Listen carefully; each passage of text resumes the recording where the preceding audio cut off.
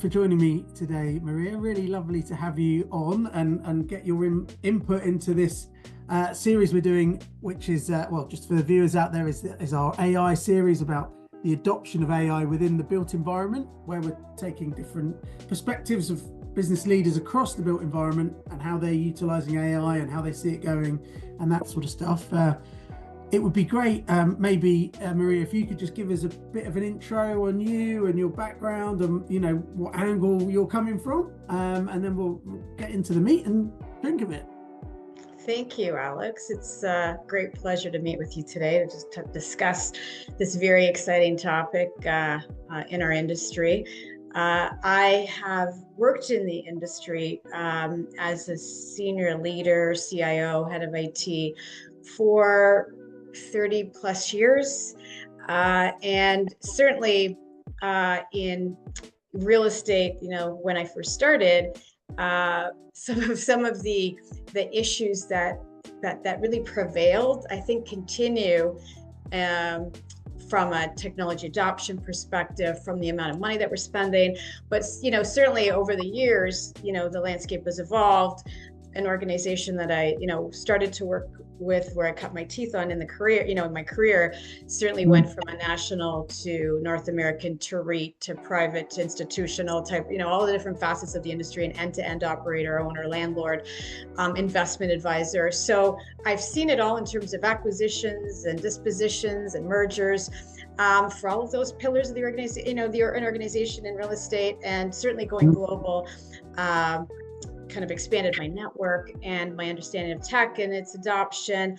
We all face the same issues. So I worked with organizations that are, you know, end-to-end operators, owners, landlords, investment managers, that include Morguard, that is a Canadian organization. I worked for PwC as basically a consultant as well, and certainly with Manulife as well, being a global owner and investment manager for a large portfolio as well. So it's, you know, great industry. I've had a great career and met some amazing people, and excited to talk about this with you.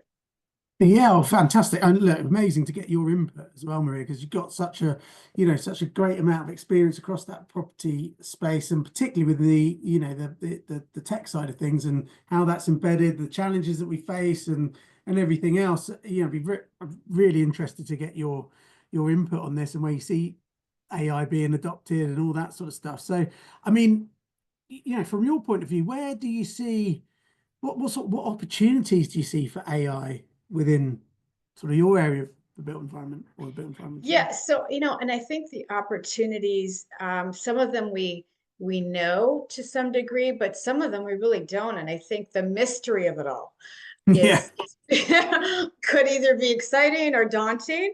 To be quite honest, I've attended numerous both industry and non-industry type discussions, and I think where we land is that it is different, and it depends on the organizations in terms of what we view as opportunities. But I do think, you know, a real estate organization, whether you're a property manager, whether you're an investment manager, anything to do with real estate, I think every pillar of the organization is going to be impacted. So the opportunities are really boundless, so to speak. I think that there's a lot that vendors are doing out there to disrupt those pillars that we thought perhaps would be, or kind of escape the impact, but I don't think any pillar is not going to be impacted. So I think the opportunities, you know, basically, you know, I'm going to include some that are, you know, the transaction environment completely impacted by data collection, the ability to pull in resources, kind of I would say improving the timeliness of collecting data, completing due diligence will certainly impact their ability to manage deals and know what's out there, probably without needing as many resources to do it. And I think that might be something that we have to kind of consider in terms of how our operating models are going to evolve. So I would say the deal transaction side, the property management side, the efficiencies that are associated with managing our properties is certainly going to be impacted by the technologies. Everybody says, that in 5 years or less, possibly, depends on, the sophistication of your environment, you might be working with, basically a bot as opposed to a human. Yeah, There's totally. a lot of challenges with resources and talent leaving the industry. So there's opportunities there to maybe leverage artificial intelligence to help with scaling our businesses as well. And I think those are use cases that are real because they have to do with operating our properties either for ourselves as owners or on behalf of others as third-party managers. I think that there's huge efficiencies from an investment perspective, even when you think about valuations and predicting valuations. I think that there's a huge opportunity there to certainly leverage the Yeah, capabilities, power of right? it. Right. I think that that's so important because as we work to understand how a property is going to perform, I think performance is a huge issue for investment managers, owners. Certainly, we're able to kind of work with those tools to make that more visible. That could really challenge the way in which we evaluate today and even predict. Right. So I Yeah, think totally. everybody's worried about that. Everybody's worried about expenses. So I do think that there's a huge opportunity to predict and impact expenses in a way in which that we can kind of see more clearly how the P&L is going to look or forecast, right? In terms of Yeah. even when we're considering acquisitions or changes to our portfolio. So I do think portfolio management is going to be something that we can actually also influence. So I think that that's the exciting part, is that you have an opportunity to evolve your operating model across all facets. I think the finance function, the treasury function, I don't think anything escapes the impact. So No, sky no, I is the totally limit. I agree. think that's the daunting part because, there's a value proposition associated with all of this that we have to consider too. But I think that that's going to become less and less an impediment. Yeah, yeah, totally. And have you seen any organizations or any businesses that are utilizing AI at the moment, or have you seen any where you're thinking, well, they're doing something good there, or this is a solution that is utilizing AI really effectively? Yeah.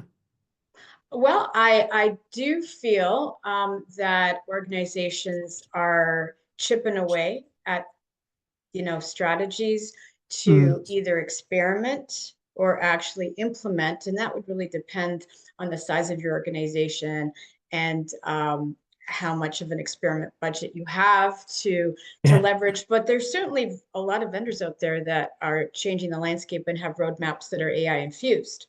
Mm. And those are, I think, what I'm seeing certainly on the building management side for some of our owner operators. But I do also see that there's basic efficiency tool sets like there's, I think, less and less requirement to use humans to do minutes for meetings or to Yes. prepare for meetings. I think, I was at a roundtable where in our industry where what they've kind of implemented is really around the efficiencies of meetings and meeting management and coordination, which has often been a pain point.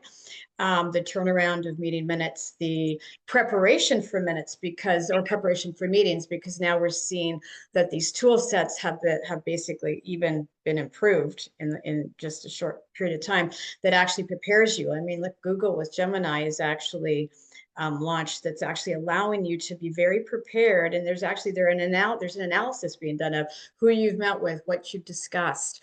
Yeah. Certainly arming us with knowledge and information to allow us to be more efficient as professionals, but that certainly lends itself to greater efficiencies within the organization of, I Is would it? say, managing knowledge, right? Do you, Knowledge do you think and there's a sorry, go I ahead. don't know about you. Like, I mean, I'm preparing for meetings or something like that. A part of you know part of what I like to do is do the research myself, so it goes in. Sometimes it can be all done for you, and you get and I'm sort of you're just looking at information that maybe doesn't stick. What happens when it doesn't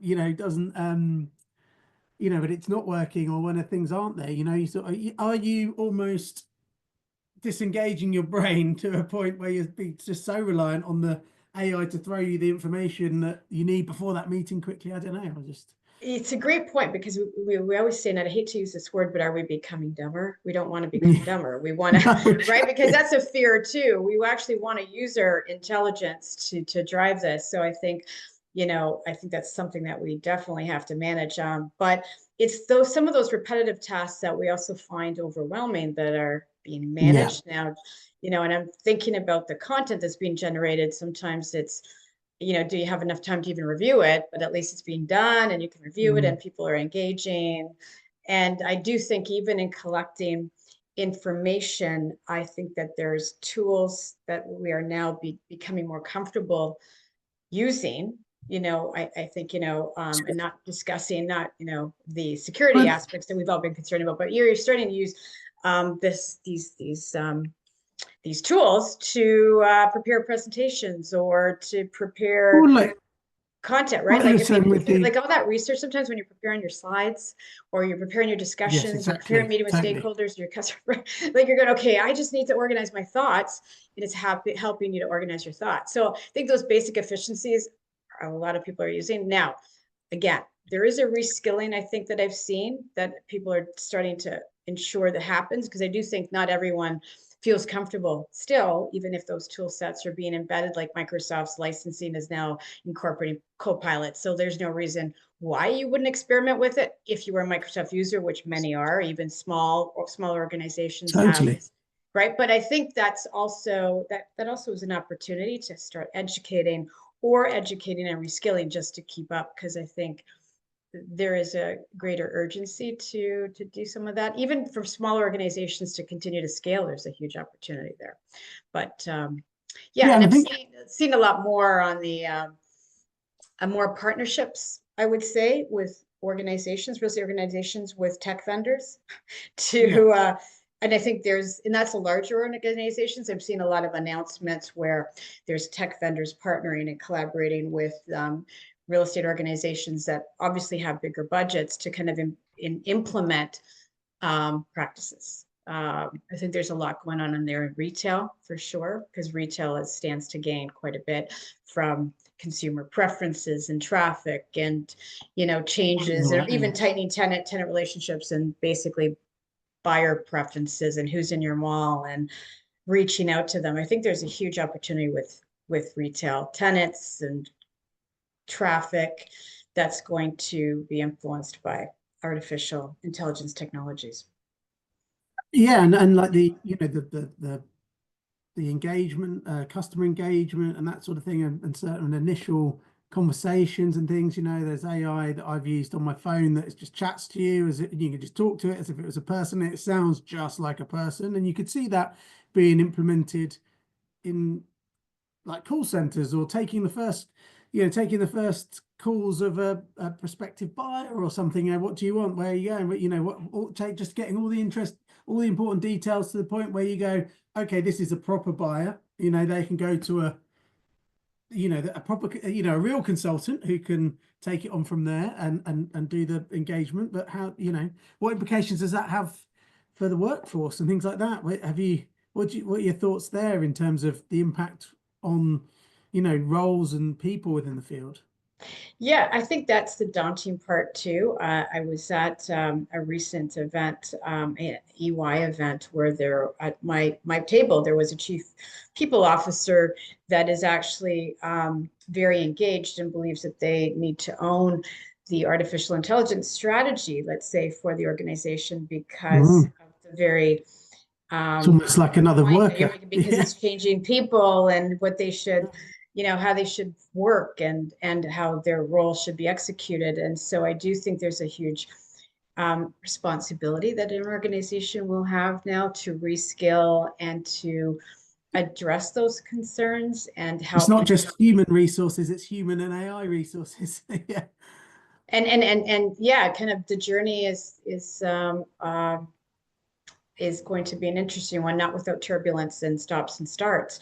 I think that there's a requirement to experiment and to educate, to have artificial intelligence committees, discussions in an organization to help educate and upskill the both resources and create knowledge base opportunities for everyone to understand how it's going to impact and I think that's the thing, the level of experimentation, the level of education can actually, in the level of investment, will really depend on what an organization can afford, but certainly the value proposition is really top of mind, and so it really will depend on how that is communicated, but also how that evolves, because I do think that there's more and more use cases that vendors are presenting to the industry. I mean, I've been discussing a lot with vendors that are servicing our industry, and without naming all of them, I think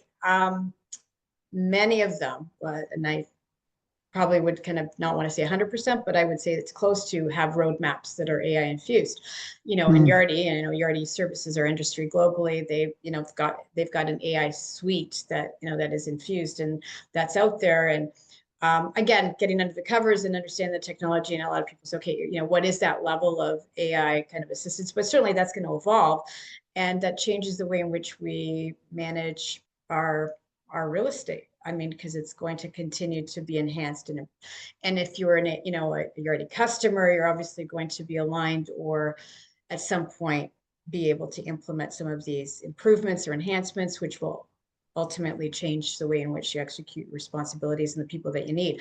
So I think that there's kind of a requirement to have a strategy that is evolving, that is owned, not unlike other technologies that we've seen that are disruptive, but this one kind of tends to, I would say, have a greater influence, or will. Well, like you said earlier, it's going to impact every single part of your business. Exactly. It's not, so you've got to, I think the leader of the organization has to be mandated, someone that owns it and executes on a strategy, whether it's a multi-year strategy or whether it's just an evolution, needs to be, I think.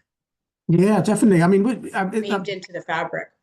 Yeah, and how would you, what advice might you give, I suppose, to, maybe businesses out there, SMEs who might be watching this, they're just starting to dabble with it. They maybe used a bit of ChatGPT or something, I don't know, or Copilot or whatever. What should they do in terms of next steps and how they think about maybe building out a strategy, or or even implementing AI within their organization, or finding where it could be most beneficial? Where do they start? What should they do? Yeah, and that's a great question. And I always say that the way in which we start may be different depending on, as I mentioned, the size of your organization, whether you're global or not, and your budget. And that will kind of impact the way in which you can accelerate. However, I do think that any organization needs some degree of ownership and accountability for the strategy. So I think it starts there. Appoint someone to know. And at this EY meeting, which I found very insightful, was that people think that a CIO needs the chief information officer, not the chief investment officer, or the head of IT needs to own it. But then there was a challenge there where they said, well, in this particular case, the CIO is a stakeholder, or the CTO is a stakeholder, but it really should be driven by a leader that basically understands the organization at the top level.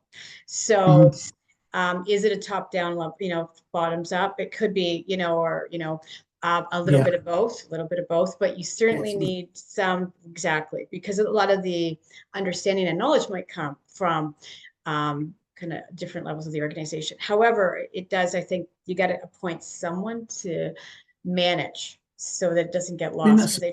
Anyway, that's a first step.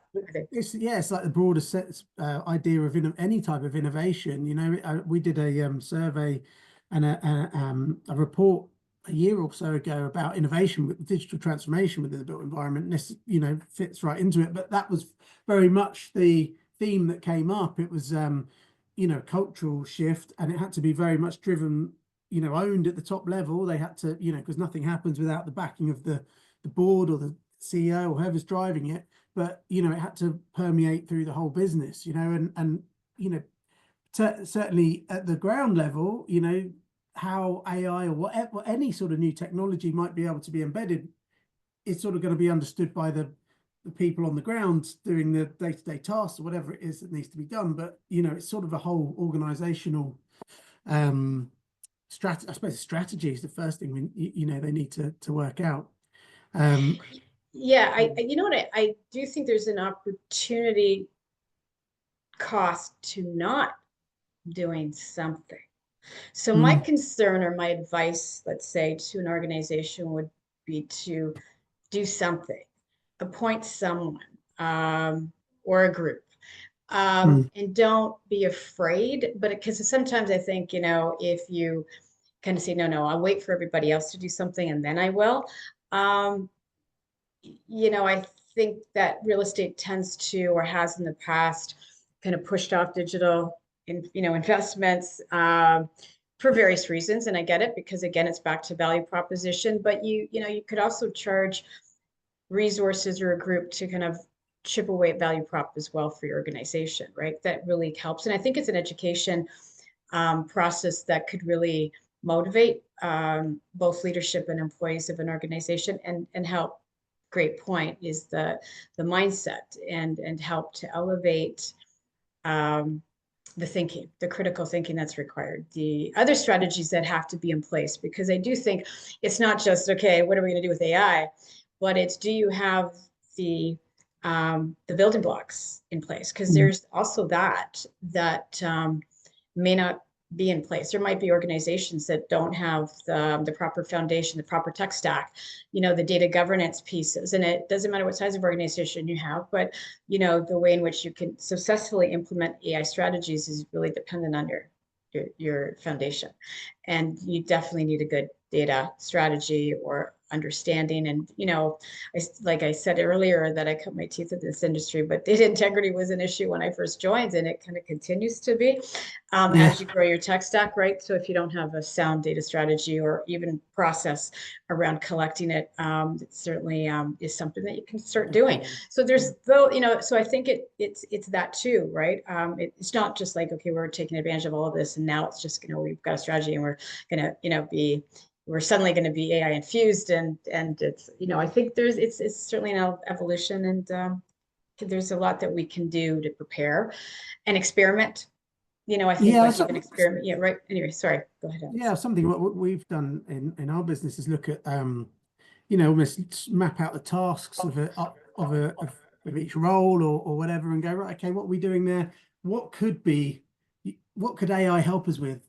And what's the value of that particular task? So each individual or each role could be mapped out in that way, and maybe it is the head of talent that takes responsibility for that and goes, well, these are the tasks, this is the these things could all be done by AI, and so right now, do we go out and find an AI that can do that, the administrative repetitive type of things, and then what's it going to do next in the next generation? And then maybe you need to keep looking at it. It's how quickly it evolves as well is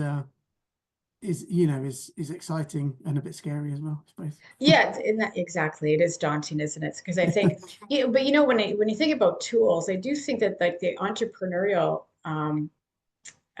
organizations, the startups,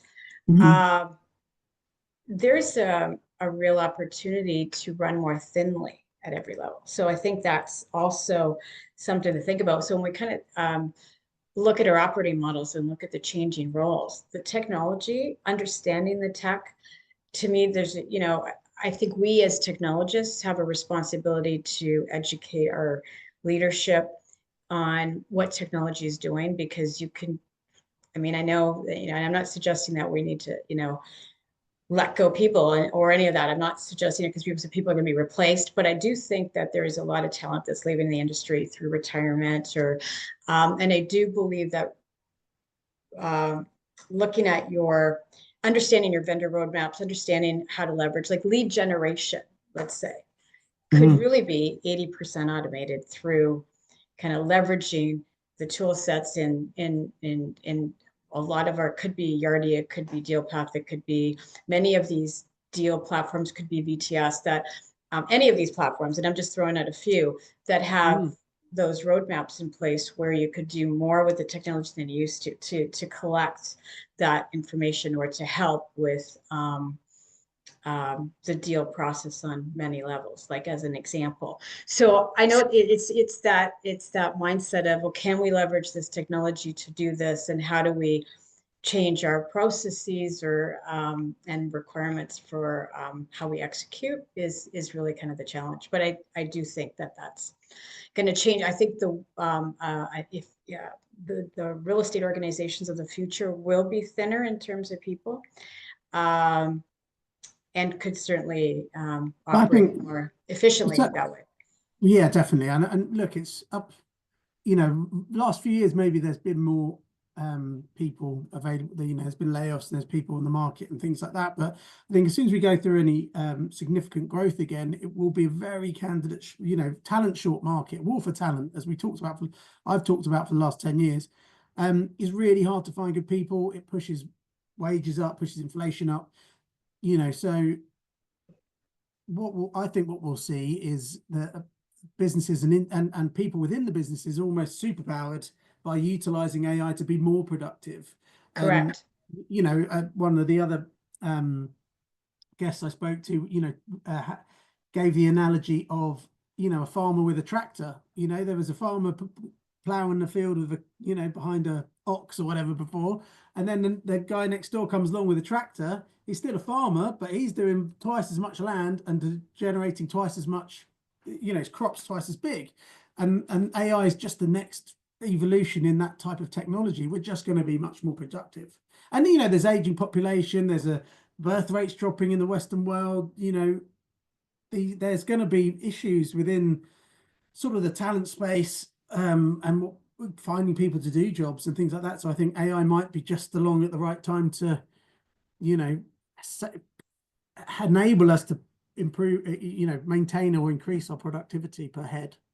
Yeah, you bring up such a great point, Alex, because I still think that the what we call, like in our, we call the knowledge that's of the industry, and people with knowledge of the industry are still going to have to be in place to drive this change. Understanding the the makeup of a real estate organization, and its pillars, and knowing how to transform them or to leverage will be such a significant asset. And I do think that that's what we have to harness and help to grow. And I think that that's the collaboration that's needed. But I've always felt that that's necessary. I think that there's a lot out there, because there is a huge investment that's required now to get over these humps of adoption, right? Because there is a lot that's still not out there. It's the industry is starting to, I think we're going to see a lot of, there's a lot of optimism expected for Q2, especially 2025. But certainly I think the knowledge that's necessary is going to really be to help drive the integration of AI into the organizations. But there's a lot of knowledge that's required to do that. And that still is, I think there's going to be new and emerging roles, but there's going to have to be people that have knowledge of the organizations, knowing how to integrate those new roles. And will those human things be even more valuable? That, that contact, that, when it's, it's talking about maybe an AI doing the initial conversations or talking to people, will that be prevalent in every sector? And will people then be going, look, I just don't want to talk to an AI anymore? Or when, the value of speaking to that actual genuine human being, are you a real person?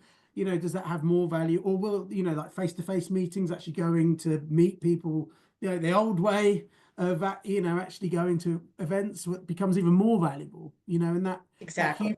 That human stuff becomes, very, very valuable in when there's a lot of noise that is, is manufactured by AI or whatever. I don't know. Well, we'll see, but it'll be interesting. Well, and I think one of the things that, the word manufactured reminded me of something that I think is still very important is maintaining authenticity. And always, because some of the content that you see now is a little manufactured. Totally. And I think that there's going to be a differentiation here about, yes, we've taken this, but it's making sure that the content is, there's a fact checking, there's, because, and not making it look manufactured might be a differentiator. One of the things that I've loved about this industry and why I've stayed in it is the relationship side, because this has largely been so relationship heavy, isn't it? Yeah, totally. Exactly. And I have felt quite fortunate to have such a broad network of people and relationships that have really helped careers grow, and kind of reaching out. And I do think that still is going to be an ingredient to getting over these humps, because you still reach out to resources and say, okay, where have you seen success? Would you do this? Where, and kind of sharing use cases, or sharing use cases that have been, that have been implemented, and do we do this, and do we, and I think that is really going to be helpful as well. I really be powerful, definitely. And I think the differentiator is really, that's what we don't want to appear the same. And I think, how do you do that while using things that are very much that you kind of seem like everybody's the same? So how do you become differentiated when you're using these tools? And I think you still can. And I think that's going to be the exciting part too, is like maintaining a differentiation in the industry that allows you to be successful. And I still think that is going to equate to the blend of people and AI to make it happen, right? But I think that there's still an oversight that's going to be required. I do. Yeah. It's going to be really interesting. There'll be things that will which won't change at all, which we said, AI is going to come in, and then like in 10 years time it won't be any different, but there'll be something else. Well, I wouldn't, be something else that comes along, or a use for AI that we haven't really thought about yet, that will be so impactful, a bit like like the internet or whatever. When computers were invented, no one really thought about the internet, and then it comes along and you're like, wow, couldn't have even fathomed it, and now it's impactful in every aspect of our lives. And I think there'll be something, what will manifest out of AI that we haven't even considered yet. Like you said at the beginning, there's that excitement of what could it be, what's we haven't even imagined yet could be influenced. And I think that embracing the opportunity, kind of that mindset of embracing opportunity, and while maintaining differentiation, maybe kind of the creativity side, which is, I think, something that we could probably still leverage. That's kind of more human generated, not manual. And I think that's going to be the magic. I do. Yeah, definitely. Right. Like, I do think for organizations moving forward. But I do think that I kind of still stand on the premise that there should be some ownership of how and what that impact is going to be felt through an organization. I think that's kind of a good starting point. Needs to be planned, and it needs to be a proper strategy in place. Monitored, kind of managed, communicated, make your employees feel like that there's something going on that, isn't threatening, but that they can be empowered by rather than threatened by. Definitely. Well, I think that's our time up now, Maria, but thank you so much for joining me. It's been really insightful and lovely to have you on here, and thank you so much for taking the time to do so. Oh, thank you for having me, Alex. It's been a wonderful conversation. Look forward to continuing it. Yeah, 100%. Cheers, Maria. Thank you. Thank you.